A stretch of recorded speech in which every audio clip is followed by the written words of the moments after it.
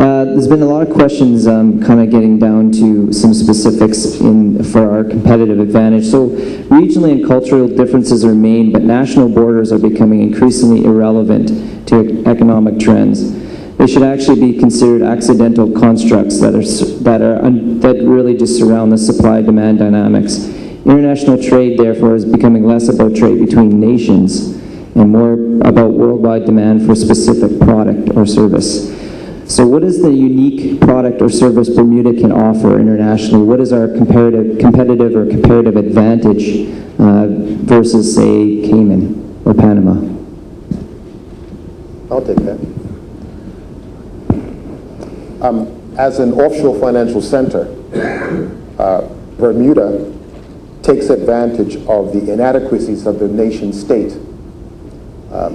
So for example, the United States has a boundary, they've got people. The people don't always work in the U.S., they may work somewhere else. The people of the United States may own a business in the U.S. and they may outsource certain activities in other places. And this capital, or this money, sensibly doesn't understand national borders. And so offshore financial centers like Bermuda can take advantage of the fiscal policies or the tax policies of the nation state. So for example, in the US, you've got corporate profits tax. And if you don't like paying tax, you can always find yourself a tax haven that will, like us, exploit the inadequacies of the nation state. And so Bermuda, I think, is well poised to take advantage of that, especially in light of the turmoil or the mountains of public debt that have been run up around the world. Because I think we're entering a new age of what some call financial repression. The last era of financial repression would have come after the Second World War, when large public debts were run up, and the government, in trying to pay off those debts, increased tax rates, and of course scared off all the rich people. And that led to the evolution of the creation of the Eurodollar market. Well, if you believe in history repeating itself, I think we're poised for that, because it looks like tax rates in the UK and the US and throughout the OECD are poised to go up, especially those on the rich. The rich have pissed everybody off, and the nation state will try and capture some of the wealth of the richest 1%, and here's Bermuda. So I think we're poised to benefit from the coming financial repression. So go nation state, tax the wealthy, tax companies, and we'll benefit. But we have to lay down the conditions beforehand, let them know they're welcome, let them know that we will serve their purpose, and as we serve our own purpose, we'll serve their purpose. And that's the hurdle we have to get over, because there's no sense saying they're going to come to Bermuda and we haven't defined and altered the things that they want to come to Bermuda, because if not, they'll go to Cayman or they'll go somewhere else, and we'll keep hearing about them going somewhere else or go to Switzerland and not coming to Bermuda. So, you know, we do have competition, by the way. Ireland is coming out. Ireland is working its way out of its debt problem. It's got growth. In fact, when I look at the chart of dairy producers, we're still going like this. And Ireland's going way down, and now it's starting to come back up again. And it's offering all sorts of incentives for people to come to Ireland. And so we're not the only show in town, but we can be the smartest show in town if we change. And that's why I keep going back to, we need to have the conversation about what are we going to offer these people? Tourism in a classical cruise ship, a classical hotel setting might not necessarily, well, our tourists might be, by the way, permanent residents living in condos in certain key spots where hotels are. And where they bring their wealth and they operate their wealth from those hotels or those condos or small offices in town. We don't need that many of them, but we need enough that's going to make our GDP grow and make our people be employed, because they will hire people. But we've got to get rid of the tax so that they can bring their yachts and their planes to Bermuda and park them without being taxed. Directors just supporting what Sir John is saying, is that Bermuda's needs are not huge. We use the word international business, but in fact, if we look at what constituted the core of our international business, it actually was insurance and reinsurance. And it wasn't a plethora of companies. There were a few major companies here doing business globally. And that is the business that has been shrinking. And alongside of that, other bits have been shrinking. So what we need to do to replace that, if they continue shrinking, is add on more niche businesses, probably, that will base here and operate from here, selling its services or offering its services globally. We don't need 10,000. We probably need about 5,000 to 6,000 people, maybe 7,000 people working in IB, supported by the rest of Bermuda. And that takes us back to excellent health and good growth. That can be anything. We've got new things developing out there. India is a booming thing. China's booming. Maybe there are a lot of Chinese billionaires who will start hiding their money in the Chinese government. Maybe that could be a new niche. But the point is, we don't need to grab the whole world. We need a slice of what's going out there, but we need to suck it here. It must come here. There's no point in our having a theoretical company, these SPIs here, and not giving any jobs. Sorry, Mr. Chair. I was told that there's someone that has a question from the floor. Okay, go ahead. Perhaps unusual in that I'm a Bermudian who's lived away for the past 10 years in London, and I've returned to Bermuda recently.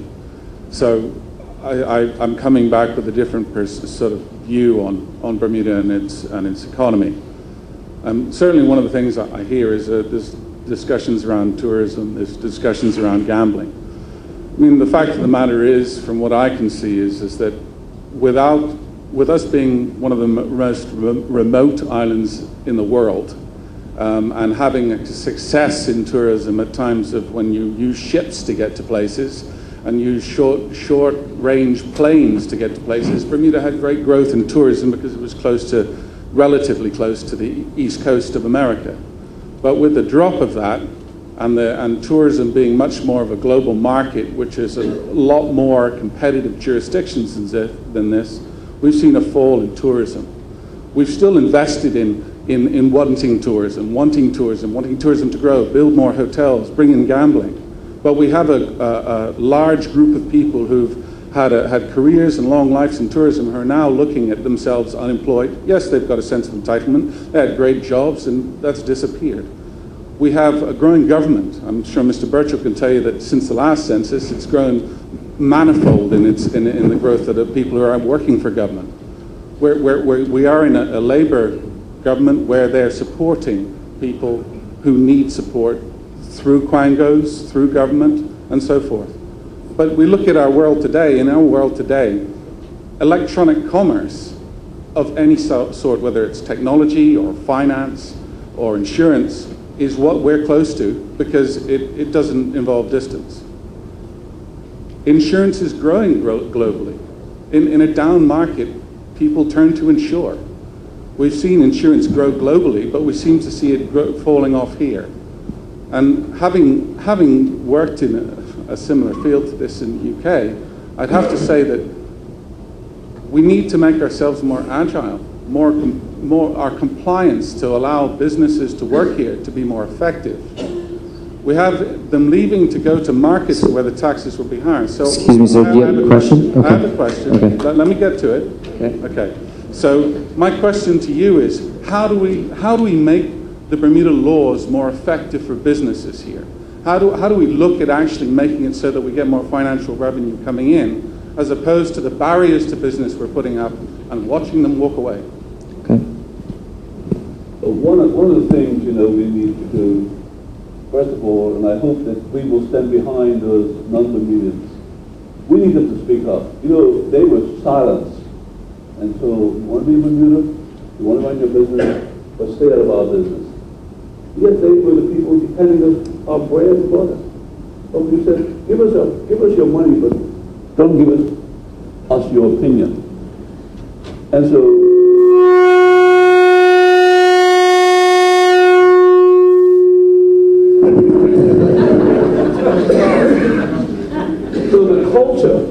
the culture free enterprise was killed just in that process. Because some of the best brains, let's face it, we Bermudians, some of us got a little bit of brains. But we don't, none of us have a lot. When you look at some of these guys that came here with international ideas, and it goes back, by the way, since 1935, when the first Swedish mesh company came for liquidation, and a very brilliant lawyer bought the idea to Bermudians. They said, fine, if you think it will work, we'll support it. And it worked, and international business started in Bermuda. When you look at Fred Rice bringing the insurance business to Bermuda, the captive insurance business to Bermuda, and you look at people who bought the other forms of business, whether it's reinsurance, insurance business, they're all foreigners. And yet we run around acting like somehow we created all this, and all this is ours, and we should have control of it.